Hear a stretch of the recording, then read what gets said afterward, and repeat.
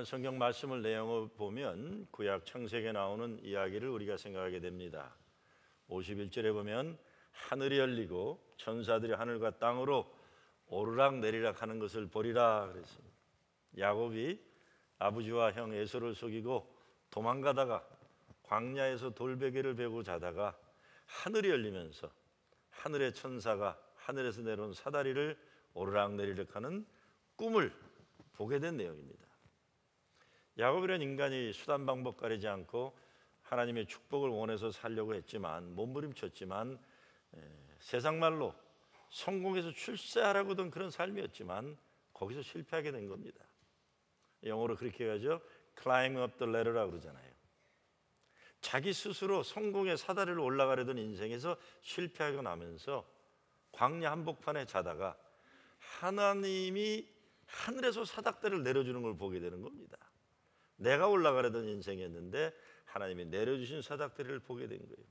하늘이 열리고 하늘에서 사다리가 내려오고 천사가 하늘과 땅으로 오르락 내리락한 꿈을 꿨던 그 이야기입니다. 야곱은 그 꿈을 본 순간부터 자기 능력으로 사다리 타라고 성공하려던 인생을 포기하고 하나님이 내려주시는 하늘 사다리를 타고 올라가는 인생의 새로운 결단을 하게 되는 겁니다. 그래서 돌베개에 기름 붓고 돌제단을 쌓고 하나님께 예배드리면서 하나님이 나와 함께 하셨는데 내가 알지 못했다 베델의 고백을 하게 되고, 하나님이 이제부터 나에게 모든 걸 살려주시고 먹여주시고 살게 하시면 하나님이 허락한 물질 가운데 10의 1, 11조를 분명히 하나님께 드리겠노라 베델의 서약을 맺게 되고, 인생의 어려운 고비고비마다 베델로 돌아가고 베델의 서약을 그는 기억했던 사건이 바로 이것입니다. 나다니엘이 근데 누굽니까? 오늘 본문에 나오는 주인공이. 어떻게 보면 예수님 만나기 전에는 자기 자신의 잘난 맛으로 인생을 살아온 인간이다 이렇게 생각할 수 있어요. 그래서 친구 빌립이 예수님 얘기하니까 나사렛에서 무슨 선한 것이 날 수 있느냐, 잘난 체한 거죠. 자기가 좀 잘난 동네에서 왔다 이런 겁니다. 좀 학력이 높다 뭐 이런 거예요. 좋은 동네 출신이다 이런 겁니다. 근데 나사렛에서 무슨 선한 것이 나오겠냐 말은 틀린 말은 아니다. 왜? 나사렛은 갈릴리 땅입니다. 그 중에서도 유대 사람들이 무시하던 척박한 땅이었어요. 좋은 곡창지대였는데 로마 제국주의는 물론이요, 예루살렘에 살던 도시 사람들에게 다 좋은 건 뺏기고 혜택 보지 못했던, 무시당하던, 빼앗기기만 하던 척박한 땅의 사람들입니다. 옛날에 일정시대 때 보면 전라도 군산이라는 데가 곡창지대가 많았어요. 호남 지방에. 근데 군산에 아무리 좋은 쌀이 나와도 금방금방 배에 실려서 일본으로 갔어요. 이게 일제시대 때. 그랬던 거나 마찬가지입니다.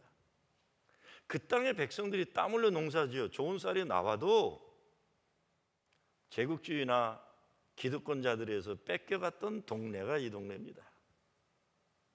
그러니까 같은 이스라엘 사람들이면서도 갈릴리 사람들은 다른 이스라엘 사람들에 의해서 착취당하고 무시당하던 그런 동네입니다. 예수님이 나다니엘을 보시고는 보라 이는 참 이스라엘 사람이라 그 속에 간사한 것이 없도다 말씀하는 거예요. 간사한 것이 없더라는 말은 잘못된 것이 별로 없는 인간이다, 제대로 된 인간이다 그런 말입니다. 그리고 또 다른 뜻은 하나님과 세상에 양다리 걸치지 않고 하나님께 올인한 그런 순수한 사람이다 이런 뜻입니다. 결론적으로 하신 말씀 50절 51절이에요. 내가 너를 무화과나무 아래서 보았다므로 믿느냐? 이보다 더 큰 일을 보리라. 하늘이 열리고 천사들이 하늘과 땅으로 오르락 내리락 하는 것을 보리라. 신기한 것은요, 예수님이 잘난 체 하는 사내들 보면 대개 그냥 돌아가게 하셨어요. 부자 청년도 그랬고 바리새인들 와갖고 괜히 종교적인 언어 쓰면서 잘난 체 하면 에라이 그리고 내보냈어요. 근데 신기하게 나다니엘은 잘난 체 하지만 그렇게 하지 않으시고 오히려 제자 삼기 위해서 더 좋은 말을 주셨다. 더 좋은 말. 왜 그랬을까 생각해요. 요한복음 21장 2절에 보면 이 궁금증의 실마리가 풀립니다. 요한복음 21장 2절에 보게 되면 나다니엘을 이렇게 다시 소개해요. 갈릴리 가나 사람 나다니엘 그렇게 됐어요. 나다니엘도 갈릴리 사람이라고 밝힌 거예요. 이제는요. 나사렛이 대구라면 가나는 그 옆에 있는 경주인 거예요. 나사렛이 광주라면 가나는 광주 가까이 있는 뭐 목포가 되겠습니까? 뭐가 될지 모르겠어요. 대전이라면 천안인 것이고 의정부라면 동두천인 것이고 이런 것이 그런 겁니다. 그런데 대구 사람이 뭐 거꾸로 된지 모르지만 자기 동네보다 조금 작은 경주 비하하거나 광주 사람이 목포 비한다거나 대전 사람이 천안 우습게 여기거나 의정부 사람이 동두천 무시한다 뭐 그런 거예요. 지금 정말 대구 사람들이 그랬다는 얘기하는 거 아닙니다. 예를 들어 그렇다는 거예요. 자기도 갈릴리 출신이면서 나다니엘이 옆에 있는 작은 동네에 대해 그렇게 무시하는 말을 했다 이겁니다. 예수님 만나기 전에 그런 겁니다. 문제는 이 사람이 자기도 갈릴리 출신이라는 걸 감추고 있었다고 볼 수밖에 없습니다. 요한복음 21장에서 갈릴리 가나 사람이라고 밝힌 것을 보면 예수님 만난 그 다음부터 이 사람은 자기가 갈릴리 출신이라는 것을 더 이상 숨기지 않았던 것입니다. 어떤 분은 예수 믿는 사람들이 누군가 말하면서 예수 믿는 사람들은 예수님께 자신을 들킨 사람들이다 이렇게 표현했어요. 예수님께 자신을 들키게 된 다음부터 그분에게 자기를 솔직하게 열고 사는 사람들이 된 그거라는 겁니다. 저는 그 편이 참 좋아요. 돈만 알고 살다가 외로워진 삭개오가 그랬죠. 가늠하다 잡힌 여인도 가늠하다 잡힐 정도니까 아마 잘생긴 여자일 거라고 저는 생각해요. 그렇고 남편이 6명이나 있었던 사마리아인도 그렇고 다 그런 거예요. 예수님께 자신을 들킨 사람들입니다. 그런데 들키고 나음부터 자기를 솔직하게 열고 사는 당당한 존재들이 되었다. 이겁니다. 다른 표현을 하면 예수님께 자기들의 속을 드러내 보인 사람들이 된 거다. 더 이상 감추지 않고 더 이상 숨기지 않고 숨어 살지 않고 더 이상 기죽어 살지 않고 거짓말하지 않고 예수님에게 모든 것을 드러내놓고 살게 된 진리가 너희를 자유케 하리라 말씀하신 그대로 진리를 찾은 사람들입니다. 이런 사람들을 예수 믿는 사람들이라고 말하는 겁니다. 껍데기를 그냥 몇 겹으로 껴입으면서 나중에는 이 거짓된 자기가 자기인 줄로 착각하는 그런 인생이 아니라 예수님께 들켜버려서 오히려 있는 그대로 내놓고도 당당하게 살게 된 그런 사람들이다 이런 겁니다. 우리가 던지게 되는 질문은 그렇다면 왜 나다니엘은 자기도 갈릴리 사람이면서 예수님이 갈릴리 나사렛 출신이라고 했을 때 무시하는 말을 했을까요? 이런 일 참 많습니다. 마틴 루터 킹 목사가 시빌 라이츠 무브먼트 하기 전에는 흑인들도 곱슬곱슬한 머리를 빳빳하게 세우려고 그랬어. 백인들처럼 크림을 발라도 뭐 지금도 그런 문제겠지만 얼굴이 하얘지는 왜? 이 인종차별 사회가 그런 거예요. 자기 자신을 부끄럽게 여겼던 문화 속에 있었던 거예요. 우리도 마찬가지죠. 제가 70년 초반에 미국에 왔는데 그때 우리 한국 사람들이 대한민국에 대해서 부끄럽게 생각했기 때문에 미국적인 건 다 좋은 줄 알았어요. 애들을 데려왔는데 애들이 한국말 금방 잊어버리면 너무 좋아했어요. 엄마 아빠들. 어머어머 우리 애들은 영어를 너무 빨리 하고 한국말 빨리 잊어먹었네 할렐루야 그러고 있어요. 그렇잖아요. 한국말 못하는 게 굉장한 자랑인 것처럼. 그래서 옛날에 미국에 유학을 간 목사들이 한국과 설교하면 괜히 혀꼽을 아주 흉내내면서 그러고 설교하고 그랬잖아요. 괜히 그런 거예요. 괜히 미국식이면 다 좋은 것처럼. 또 그것만 그랬습니까? 저는 그 아픔이 있는 사람이에요. 왜? 우리 어렸을 때 자랄 때 70년대 이럴 때 미국에서 그랬어요. 조금 잘생긴 사내 놈들 보면 야 쟤는 미국애처럼 생겼네 그랬어요. 그럼 나는 뭐예요 도대체 나는? 자기 스스로 자기를 비하하는 그런 시대에 살았던 겁니다. 그렇게 살지 말아야죠 우리가. 그렇죠? 얼마나 살겠다고 그러고 살겠습니까? 당당하게 떳떳하게 사는 거예요. 예수 만나면 그렇게 되는 거예요. 그러니까 나다니엘이 자기 과거가 드러날까 그랬다고 생각할 수 있습니다. 그래서 어떤 성경 해석가는 47절 말씀이 나다니엘의 양심을 찌르는 말씀이었다 이렇게 얘기합니다. 보라 얘는 참 이스라엘 사람이라 그 속에 간사한 것이 없도다. 이스라엘 사람이라고 그랬어요. 경상도 사람이냐 전라도 사람이냐 충청도 사람이냐가 아니라 한국 사람이다, 조선 사람이다 이렇게 얘기하는 거예요. 한국 사람이냐 남한 사람이냐 북조선 사람이냐가 아니라 한민족이라는 포괄적인 표현이 여기 담겨져 있는 거예요. 그렇지 않습니까? 우리가 좁은 생각 속에 살면 다 문제가 돼요. 축구 경기가 축구 경기.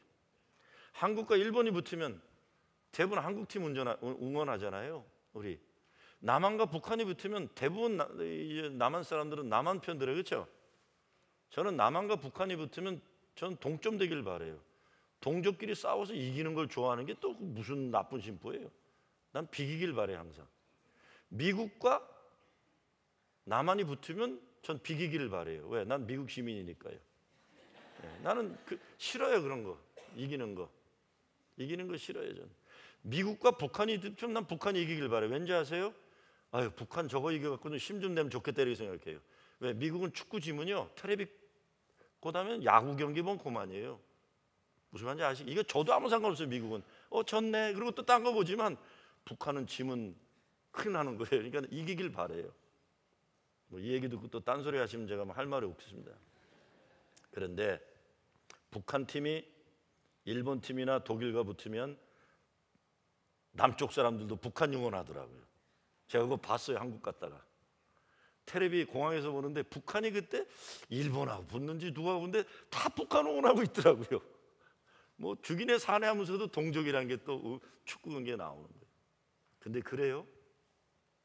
한국과 일본이 붙으면 죽내산에 우리 싸우자 이겨야 된다고 하지만 일본에 쓰나미가 난다든가 일본 후쿠시마에서 원전 폭발해서 사람들이 많이 피하면 한국 사람들이 마음이 약해가지고 수제연금 모아갖고 일본에 보내줘요. 그러고 한국 교회들은 새벽 기도에 하나님 일본 사람 살려주세요 또 기도하는 거예요. 그게 신부입니다. 일본 사람이 프랑스하고 독일하고 하면 저는 일본 사람 편 들어요. 왜? 동양인이니까. 그런데 프랑스에서 지난번처럼 파리 테러 사건 나면 그러면 파리 사람들이 또 내 동네 사람 같아요. 하나님 프랑스 사람들의 애통함을 긍휼히 여겨 주시옵소서. 큰 하나님의 그림을 보면 한국인이 일본인이 남한인이 북한인이 프랑스 사람이니 미국 사람이니 소련 사람이니 사실은 구별 없는 거예요. 같은 인류애가 나오게 되는 게 이게 사람의 마음이에요.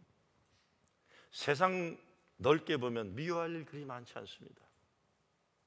여러분 세상을 좁게 보면 집안도 전쟁터고 교회도 싸움판 나는 거예요.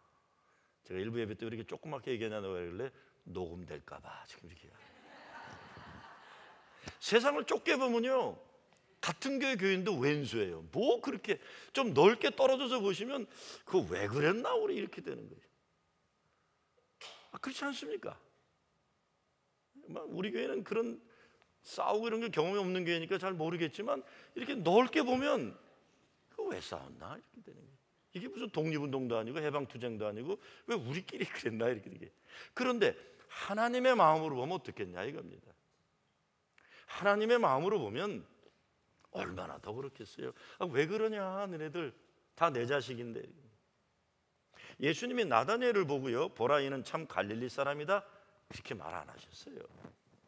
보라 이는 참 이스라엘 사람이다 그러셨다는 것은 나다니엘로 하여금 지방 편견이나 자기 고정관념 가지고 사람 판단하는 것을 부끄럽게 하신 것만이 아니라 감추고 살려고 했던 그 무엇을 들키게 만들어서 양심의 찔림을 가지게 했다 이겁니다. 전 설득력 있는 해석이라고 봅니다. 예수님께 자신을 들킨 사람들 저 여러분이에요. 우리들이에요. 어떤 목사님 설교 제목이 이렇게 돼 있더라고요. 은혜는 치유, 진리는 자유 이렇게 돼 있어요. 은혜는 치유, 진리는 자유예요. 은혜는 치유, 진리는 자유. 이 사람 나다니엘 자기를 숨기고 살아온 인생 예수님 은혜로 치유받게 되는 것이고 예수님 말씀 진리로 자유케 되는 거예요. 근데 그것만이 아닙니다. 하늘이 열리는 것을 보게 되는 것이고 근데 은혜라는 것이 하나님께 나의 부끄러움과 죄 이런 것들을 솔직하게 내어놓거나 들킨 사람들에게 임하는 거예요. 그래야 자유가 가능합니다. 처음 시작에는 아프고 힘들지만 주님께 드러내놓고 보면 자유가 있는 거예요. 정말로 예수 믿을 때 이게 참 중요합니다. 자기 선입감과 고정관념으로 꽉 차 있으면 하늘이 열리는 것을 볼 수 없어요. 옛날 신동엽 시인이 그랬나요? 누가 하늘을 보았다느냐? 네가 본 건 손바닥이고 소뚜껑이다 이놈아. 그런 거예요. 뭐 하늘을 봤다고 헛소리하느냐? 예수 믿는 사람들, 네가 본 건 손바닥이고 소뚜껑이다 이거예요. 마음이 열리지 않고 생각이 열리지 않은 인간들이 하늘을 봤다고 감히 말하지 말라는 겁니다. 네가 본 건 소뚜껑이다. 소뚜껑 보고서 하늘이라고 자꾸 얘기하지 말라는 거예요. 예수 믿기 어려운 분들 가운데 보면 자기 지식이나 자기 경험을 너무 절대화하면서 꼭 붙잡고 있느라고 더 이상 열리지 않는 사람들 많아요. 그런 것들 가지고 다른 사람들 비교하면서 내 손바닥이 더 크다, 내가 본 소뚜껑이 더 크다 잘난 체하고 자기 스스로 만족하고 그럴 수 있겠지만 하늘이 열리는 것을 보지는 못하는 겁니다. 그런가 하면 거꾸로 자기가 너무 못났고 죄가 많다고 해서 하나님 은혜로부터 자기를 닫아버리는 사람들도 마찬가지입니다. 하나님 은혜에 예수님 사랑에 나를 열어야만 하는 겁니다. 고정관념이나 편견에 묶여있는 것에 풀려나야 합니다. 예수님 만나서 치유하시고 자유케 한 사람들 보면 대부분 당시 그 사회에서 소외당하고 무시당하던 사람들이에요. 예수님은 그런 사람들 만나면서 세상 사람들이 가지고 있는 편견과 고정관념으로 대하시지 않으시고 그 사람들을 있는 그대로 대하셨어요. 잘못된 편견과 선입관이 이런 것들이 깨어지면 예수님이 약속하시는 큰 일을 할 수도 있고 하늘이 열려있는 것을 보고 하늘의 천사들이 우리 사는 땅을 오르락내리락 하는 신비한 것을 체험할 수 있다는 것입니다. 여러분 혹시 가수 한대수 씨 아시나 모르겠어요. 제가 그제 어느 뉴스 보니까 한대수 씨가 올해 6월인지 내년 6월에 애 교육 때문에 뉴욕으로 이민 온다고 그러더라고요. 한대수. 제가 그 사람 노래 잘 모르지만 행복의 나라로 갈테아 노래 참 좋아해요. 뭐 불운의 가수라고도 하죠. 아주 유명한 집안의 자녀인데 약간 어렵게 된 삶을 살았는데 그분은 노래를 부르면 이 어디 그 거칠은 소리지만 삶의 아픔과 어려움 속에서 뻗쳐나오는 어떤 그 호소감이 있는 그런 노래예요. 제가 다른 노래 잘 모르지만 행복의 나라로 갈 때 참 좋아해요. 장막을 걷어라 너의 좁은 눈으로 이 세상을 떠보자. 창문을 열어라 춤추는 산들 바람을 한번 또 느껴보자. 담임 목사가 이 정도로 노래하면 집사들은 일어나서 또 같이 부르고 그래야 되는데 이게 안 맞아요. 이게 콱콱 맞아야 되는데. 가벼운 풀밭 위로 나를 걷게 해주소. 봄과 새들 소리를 듣고 싶소. 울고 웃고 싶소. 내 마음을 만져줘. 나는 행복의 나라로 갈 테야. 접어드는 초저녁 누워 공상에 들어 생각에도 취했소.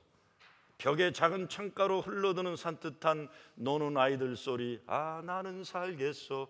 태양만 비친다면 밤과 하늘과 바람 안에서 비와 천둥의 소리 이겨 춤을 추겠네. 나는 행복의 나라로 갈 테야. 3절 고개 숙인 그대여 눈을 떠봐요. 나는 행복의 나라로 갈 테야. 광야는 넓어요. 하늘은 또 푸르요. 다들 행복의 나라로 갑시다. 다들 행복의 나라로 갑시다. 자, 예수님이 요한과 안드레와 베드로와 빌립 그리고 나다니엘에게 오늘 성경 말씀에서 그 노래를 광야를 같이 데리고 다니면서 얘들아 노래 불러줄게.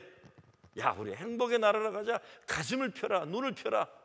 광야는 넓어요. 하늘은 푸르러요. 다들 행복의 나라로 갑시다.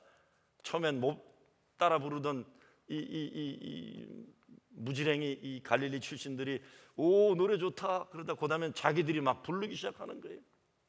그러면서 자기들도 그 노래를 동네 다니면서 얘들아 우리 행복의 나라로 가자. 청춘은 하늘은 푸르요, 광야는 넓어요. 다들 행복의 나라로 갑시다. 노래 불러주는 거예요. 광야는 넓다, 하늘은 푸르다, 너희들이 전혀 상상하지도 못한 하나님 나라가 열려있다, 이런 겁니다. 이 열린 하늘을 빌립이 친구 나다니엘에게 소개하는 겁니다. 머리로 납득하는 거 중요합니다. 그런데 내 머리로 할 수 있는 과학적 분석으로 깨달아지는 이성의 한계를 넘어서는 세상이 있다는 것, 우리가 겸손하게 인정하고 그것을 우리를 초대하시는 예수님의 초대에 응해야 하는 겁니다. 그것이 뭡니까? 은혜의 세상이고 사랑의 세상이에요. 하나님의 정의가 실현되는 세상, 죽지 않고 영원히 사는 영생의 나라. 다들 그 나라로 가자. 그 나라로 가자. 오늘 요한복음에서 하늘이 열린다고 한 것을 데이비드 호보다라는 신학자는 이렇게 말합니다. 하늘이 열림으로 인하여 새로운 우주가 막 펼쳐지고 있으며, 하늘이 열림으로 비로소 땅은 그 의미를 갖게 되었으며, 하늘과 땅의 만남으로 인하여 우주적인 화해 사건, 즉 하나님과 사람의 만남이 가능케 된 것다. 하늘이 열림으로 가시덤불과 엉겅퀴의 땅, 형벌의 무거운 짐을 지고 있는 이 땅도 비로소 소망의 땅으로 변화됐다. 이처럼 예수님이 오신 이 세상에 오신 사건은 하늘을 열어 온 땅을 그 품 안에 안으시려는 우주적인 사건이었다. 그런데 이런 새로운 세상이라는 것, 새롭게 열리는 하늘이라는 것, 결국은 예수님 만나는 겁니다. 내가 내 입으로 예수를 구세주로 고백하고 내 마음으로 믿을 때 일어나는 삶의 변화예요. 그런데 어떤 의미에서 하늘이 열린다는 게 대부분 모든 종교가 관심 가지는 겁니다.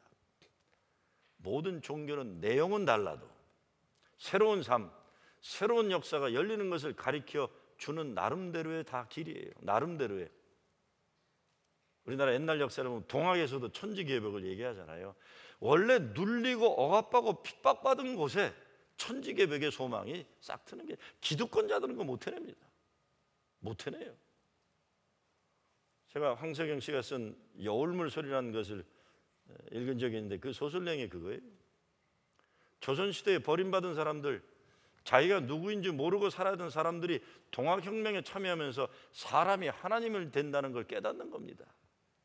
백정들, 버림받은 종들, 이런 인간들이 자기들의 해방투쟁의 과정을 가다가 야, 너도 하나님이구나, 나도 하나님이구나.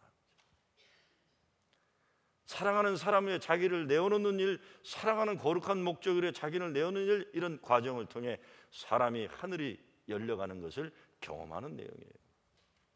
여울물 소리, 황석영입니다. 읽어보시기 바랍니다. 예수님 만난 사람들에게 하늘이 열리는 겁니다. 한 개인을 보면 몹쓸병에 걸려 버림받은 인간, 문둥병자들이죠. 무의미하게 살던 인간, 나쁜 짓 하다 걸려서 돌에 맞아 죽어야 할 인간, 악착같이 돈만 벌다 뒤늦게 인생 허망함에 빠져 몸부림치던 삭개와 같은 인간, 크게 보면 죄로 인해 죽어야 할 인류가 예수님 만나서 하나님이 사랑하시는 진정한 자기 자신을 찾고 하나님이 기뻐하시는 인생의 목적을 발견하고 생명 바쳐서 아깝지 않은 거룩한 인생에 살다 영원한 생명, 천국으로 가는 이야기가 성경의 이야기입니다. 하늘이 열리는 것은 예수 믿는 사람들에게 일어나는 삶의 변화입니다. 광야에 돌 베고 자던 야곱에게 열린 하늘, 다른 것 아니에요. 도망하는 신세이기 때문에 가기는 가야 하는데 갈 바를 모르는 인생, 그런데 갈 길이 막히니 하늘의 문이 열렸다, 이겁니다. 이제 그에게는 돈을 버는 것도 가족을 만드는 것도 하나님 기쁨과 영광을 위해 쓰임받을 수 있다는 거룩한 삶의 의미가 주어진 겁니다. 거룩한 삶의 의미. 실패의 상징인 돌베개를 가지고 하나님 예배드리는 돌 제단을 쌓게 되는 삶이 이루어지는 겁니다. 이것이 우리들에게는 예수 그리스도를 통해 이루어지는 새로운 삶이에요. 다시 야곱을 생각해 볼 때 예수님이 우리에게 있어서는 하늘을 올라가는 사다리가 되는 겁니다. 그분을 통해 하나님 만나는 것, 예수 그리스도 그분이 우리와 함께 하시기에 우리는 광야 한복판에 있으면서도 하나님의 집 베델을 꿈꿀 수 있어요. 여기 하나님이 나와 함께 계시는데 내가 몰랐다, 소스라치게 놀라는 거예요. 야, 이제껏 함께 하시는데 내가 몰랐구나. 우리 인생의 천지개벽이 일어나는 거예요. 예수 그리스도, 그분 때문에 우리는 마침내 천국 문에 이룰 수 있다. 영원한 생명의 구원이 활짝 열리게 되는 겁니다. 그렇게 생각해 보면 열려야 하는 것 가운데 가장 중요한 건 우리 입이 열려서 주는 그리스도시요 살아계신 하나님의 아들이시니다 고백이 나와야 돼요.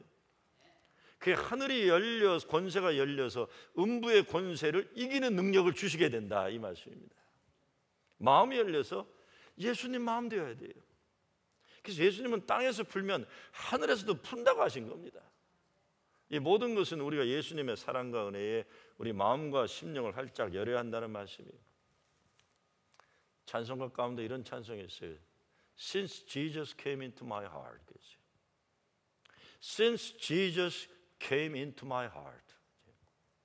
예수 내 마음에 들어와 계신 후 변하여 새 사람 되고 내가 늘 바라던 참빛을 찾음도 주 예수 내 마음에 오심이에요.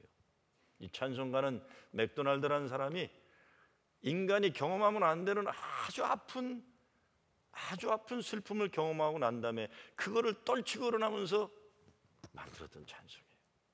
내 마음의 소망을 든든히 가지면 주 예수 내 마음에 오심, 의심의 구름이 사라져버림도 주 예수 내 마음에 오심이에요. 사망의 음침한 골짜기 가다가 밝은 빛 호련히 보고 저 멀리 하늘문 환하게 보임도 주 예수 내 마음에. Since Jesus came into my heart. 나 이제 천성에 올라가 살기는 주 예수 내 마음에 오심. 천성을 향하여 내가 곧 가리니 그 기쁨 비길 데 없네. 주 예수 내 마음에 오십니다. 물밀듯 내 마음에 기쁨이 넘치면 주 예수 내 마음에 오십. 찬송을 부르며 호를 털치고 일어나는 거예요. 내 마음을 꽁꽁 닫아놓고 있으면 예수님이 들어올 수 없는데 조금 열게 되니까 예수님 들어오신 거예요. 그분이 내 마음에 오시니까 새 하늘이 열리게 되는 겁니다. 예수님이 우리 주님이시기 때문에 우리는 답답한 일을 당해도 낙심하지 않고, 길이 막힌 것 같아도 주저하지 않고, 넘어질지라도 아주 쓰러지지 않으며 고난 가운데도 절망할 수 있다. 사도 바울이 아닙니다. 그런데 문제는 자기 힘으로 자기 잘난 맛으로 살 수 있다고 생각하는 사람들은 하늘이 열리는 것에 관심이 없는 거예요. 그러나 땅의 모든 것이 막힌 사람들 가운데 도저히 살 수 없기 때문에 하늘이 열리기를 소망하는 사람들이 있는 것입니다. 이런 분들은 오늘 요한복음의 말씀을 잘 들으셔야 됩니다. 여러분을 가로막고 있는 여러분의 마음을 열지 못하게 만드는 그 무엇이 분명히 있을 겁니다. 활짝 여셔야 돼요. 고정관념도 버리고 자기 지식, 자기 경험 이상을 보지 않으려고 하는 교만도 내려놓고 과거의 상처도 오늘의 아픔도 예수님을 만나 다 그분 앞에 내려놓고 그분이 열어주시는 길을 따라가다 보면 하늘이 열리는 겁니다. 여러분이 저에게 목사님 요즘 어떻게 사세요? 이렇게 묻더라고요. 그래서 제가 그분에게 그랬어요. 한숨 들어 마시고 한숨 내쉬며 삽니다 그랬어요. 그분이 원하는 답은 아니었어요. 그분은 제가 인생이 너무 힘들어서 뭐 입에서 한숨 소리가 나오길 거로 생각했겠지만 한숨 들이면 한숨 내고 산다 이게 하니까 조금 당황해 하더라고요. 근데 여러분 우리가 인생 산다는 건 별거 아닙니다. 한숨 들여 마시고 한숨 내쉬며 사는 거예요. 그리고 어디가 살다 보면 어떤 때 살아남아 있는, 그리고 삶의 현실이 어떠하더라도 그냥 살아가는 그 길 위에 다른 선택이 없다는 것 알게 될 때가 있어요. 제가 지난주인가 장영희 교수 얘기했지만 그분이 쓴 책 가운데 이런 책이 또 하나 있어요. 살아온 기적, 살아갈 기적이.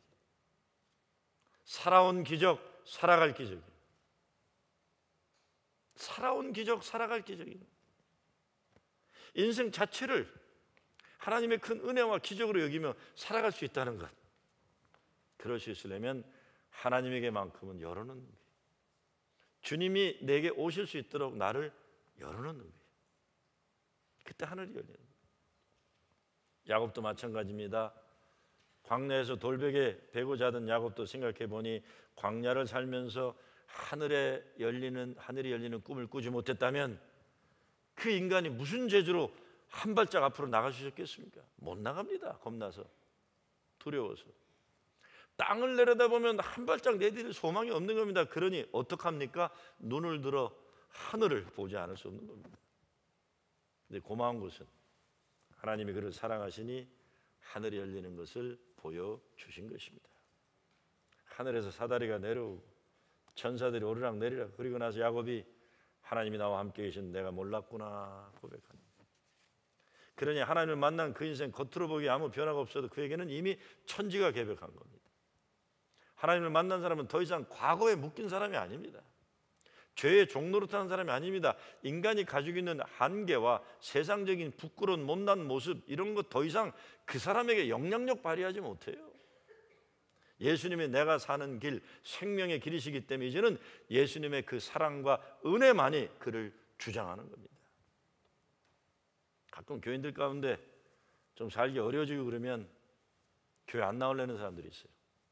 물어보면 그래요. 아니, 목사님 잘 살 때는 뭐 교인들 초청해다 밥도 사고 뭐 그래도 뭐 목사님 대접다 그랬는데 이제 망하고 나니까 그런 것도 못하고 쪽팔려서 교회 못 나오겠대요. 그런데 속으로 그래, 쪽 계속 팔려라 그래요. 그딴 것 때문에 교회 안 나오면 그동안 뭐하고 교회 다닌 거예요?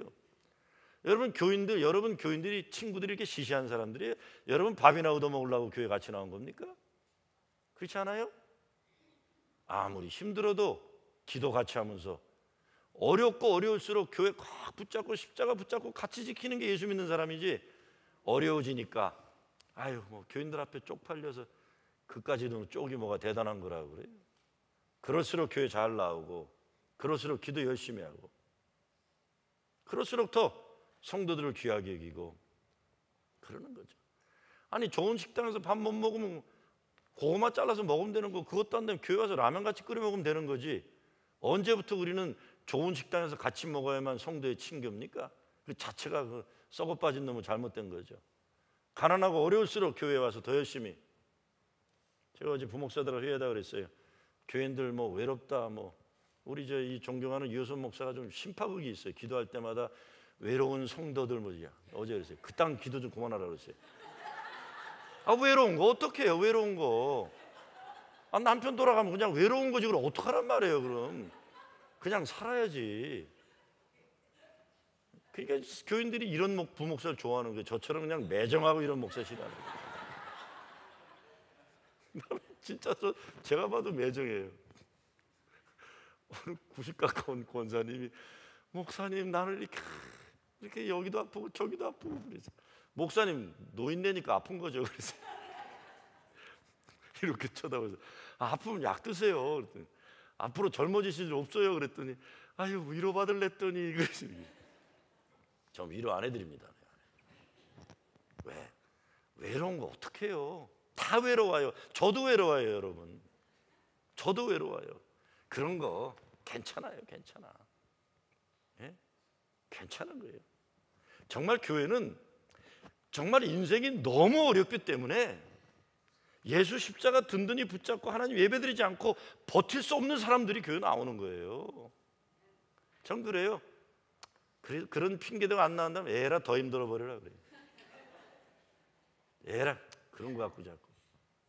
제가 LA 한번 집회를 갔는데 마지막 날 그게 장로님 한 분이 저를 부르시더니 그래요. 식사하는데 그래요. 목사님 나는 목사님 같은 나쁜 목사 처음 만났대요. 그래서 왜요? 그랬더니 보통 목사들은 막 넘어지려고 그러면 와서 손잡아준대요. 넘어지면 안 돼요 장로님. 그런데 보통 목사들은 그런데 근데 제가 가서 집회하는데 자기는 너무 그냥 힘들더래요. 왜? 자기가 넘어질 것 같아서 내 손을 좀 잡아줬으면 하는데 제가 오더니 딴지를 확 걸어서 땅으로 확딱봤다 그러더라고요. 제가 좀 그런 기질이 있어요. 땅바닥으로 완전히 떨어뜨려 버리는 기질이 있어요. 근데 그분 말씀이 제 칭찬 같지만 근데 목사님 땅에 자빠지고 나니까 왜 그렇게 속이 시원한지 몰라요. 그래 일어나자. 사람들 손 기대하지 말고 예수님 손잡고 일어나자. 사람들 위로 말 너무 관심 가지지 말고 예수님 십자가 붙잡고 말씀 붙잡고 일어나자. 아주 땅바닥에 내팽개를 쳐야만 정신 차리는 거예요. 그러니 뭐 조금 뭐 어렵고 힘들어서 나 교회 안 나왔다 오지 말라 그래서 그런 사람들이에요. 더 고생해라 그래요. 더 고생해라. 진짜 진짜 예수 없으면 살 수 없는 사람, 그 정도는 돼야 이게 제대로 예수 믿는 거지. 푹 감기 걸렸는데 목사가 전화 안 한다고 무슨 감기까지 전화를 합니까? 그런 거 안 해요. 우리 그런 장사 안 합니다. 육신을 가진 인간들이 약해서 그렇지만 사람이 숨을 쉬어야 살 수 있듯이 우리 예수 믿는 사람들 하나님께 예배드리고 하나님이 우리에게 가르쳐 주신 그 길 따라 살고 그분이 기뻐하신 일을 해야 살 수 있는 거예요. 살 수 있는 거예요. 하늘이 그리 쉽게 열리지 않습니다. 그러나 하늘이 필요한 사람들에게 하나님은 반드시 하나님의 모든 것을 열어주시는 거예요. 하늘이 열리는 건 예수님 만나 나에게 일어나는 삶의 거룩한 변화입니다. 어떤 때 그 하늘은 작은 조각조각으로 우리에 나타나지만 어떤 때는요 감당할 수 없을 정도로 그냥 하늘이 활짝 우리에게 다가올 때가 있어요. 와, 하나님의 은혜가 이렇게 크고 놀라운 거구나. 덩실덩실 춤추는 거죠. 행복의 나라에서 그냥 좋아서 어쩔 줄 모르는 거. 세상적으로 보면 힘들어 죽겠는데 다른 사람들은 보면 저 옆에 내 미쳤나 하지만 나는 너무 좋은 거예요. 저 인간이 제정신인가 하지만 하늘에 쏟아지는 은혜 때문에 영광 영광 할렐루야 하늘에 내려오는 거예요. 우린 그저 하나님 열어주시는 만큼 볼 뿐입니다. 그러나 작거나 크거나 그 열린 하늘을 보려면 우린 예수님 만나야 돼요. 이것만큼 남들이 대신해 줄 수가 없어요. 내 자신이 그분 앞에 나오고 그분께 와서 보아야 되는 거예요. 근데 오늘 본문 보면 나다니엘에게 예수님이 내가 너를 안다고, 내가 너를 안다. 얼마나 감사한지 몰라요. 주님은 나보다 나를 먼저 아시니, 나보다 너를 더 잘 알고 계시고 더 사랑하는 그분이 우리에게 내가 너를 안다, 내가 너를 안다. 여러분, 이런 주님 만나는 여러분들은 빌립처럼 이 세상에 정말 예수님 만나지 않으면 살 수 없는 사람들이 얼마나 많아요. 나다니엘 같이 잘난 척하면서 괜히 폼 잡으면서 손바닥 바라보면서 자기가 무슨 굉장히 하늘을 본 것처럼 착각하는 인간들이 얼마나 많습니까? 여러분의 사명이 큰 겁니다. 사명이 큰 거예요. 여러분 입술이 열려서 예수를 그리스도로 고백하고 마음이 열려서 하늘이 열리는 축복을 누리시기를 주의 이름으로 축원합니다.